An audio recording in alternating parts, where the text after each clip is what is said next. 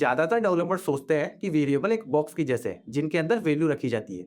जैसे अगर x equal to 10 हो तो इसका मतलब x के अंदर 10 रखा हुआ है। लेकिन पाइथन ऐसे काम नहीं करता। तो अगर आप इस एक गलतफहमी को क्लियर कर लोगे तो पाइथन के 80% बग्स आसानी से समझ में आ जाएंगे। तो हम सबको स्टार्टिंग में ये सिखाया जाता है कि वेरिएबल एक कंटेनर होता है, जैसे एक डब्बा जिसके अंदर वैल्यू रखी हुई होती है। तो प्रॉब्लम ये है कि ये मॉडल पाइथन के लिए बिल्कुल गलत है, और जब हम गलत मॉडल से लैंग्वेज को समझने की कोशिश करते हैं तो लैंग्वेज बहुत ही वियर्ड लगती है। तो पाइथन में वेरिएबल कोई कंटेनर नहीं होता, वो बस एक नाम होता है, जैसे कि कोई लेबल। तो जब हम लिखते हैं x इक्वल टू 10 तो पाइथन एक्चुअली में क्या करता है, मेमोरी में एक ऑब्जेक्ट बनाता है इंटीजर 10। एक नेम स्पेस टेबल में एंट्री बनती है x, और x को उस ऑब्जेक्ट की तरफ बाइंड कर दिया जाता है, और इसे बोलते हैं नेम बाइंडिंग। तो अगर सिंपल लाइन में कहें तो पाइथन के अंदर नेम पॉइंट करता है ऑब्जेक्ट को, और ऑब्जेक्ट्स नेम के अंदर नहीं होते। तो अब सवाल आता है कि ये नेम्स कहाँ रहते हैं। तो पाइथन में हर स्कोप का अपना एक नेम स्पेस होता है। नेम स्पेस बस एक मैपिंग है। तो अगर हम लिखते हैं a इक्वल टू 5 और b इक्वल टू a, तो कोई कॉपी नहीं होती। तो अगर आप सोचते हैं इससे a ऑब्जेक्ट b में कॉपी हो जाएगा, तो नहीं, बस दो नाम a और b सेम ऑब्जेक्ट को पॉइंट कर रहे होते हैं। और अगर इस पॉइंट पे ये बात क्लिक कर गई तो पाइथन बहुत ही लॉजिकल लगने लगता है। तो अब इम्यूटेबल ऑब्जेक्ट को देखते हैं, इंट, फ्लोट, स्ट्रिंग, टपल। तो यहाँ पे इम्यूटेबल का मतलब है कि वो ऑब्जेक्ट चेंज नहीं हो सकता। तो जब आप लिखते हो x इक्वल टू 10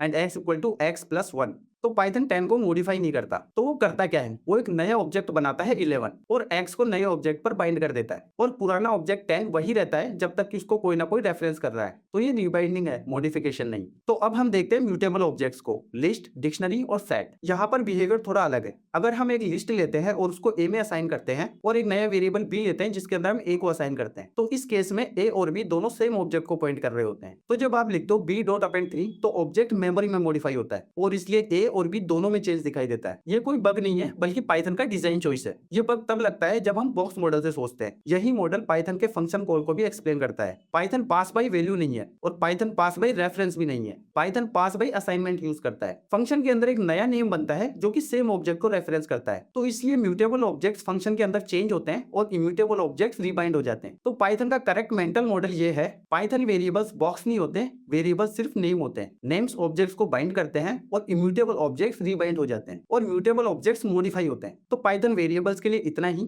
तो नेक्स्ट वीडियो में हम बात करेंगे कि क्या पाइथन में हर चीज एक ऑब्जेक्ट है। तो अगर आपको ये वीडियो अच्छा लगा तो इसको लाइक कीजिए, आपके कुछ सवाल या सुझाव है तो कमेंट कीजिए, और आपको लगता है कि इस वीडियो की आपको किसी दोस्त को जरूरत है तो उनके साथ शेयर कीजिए।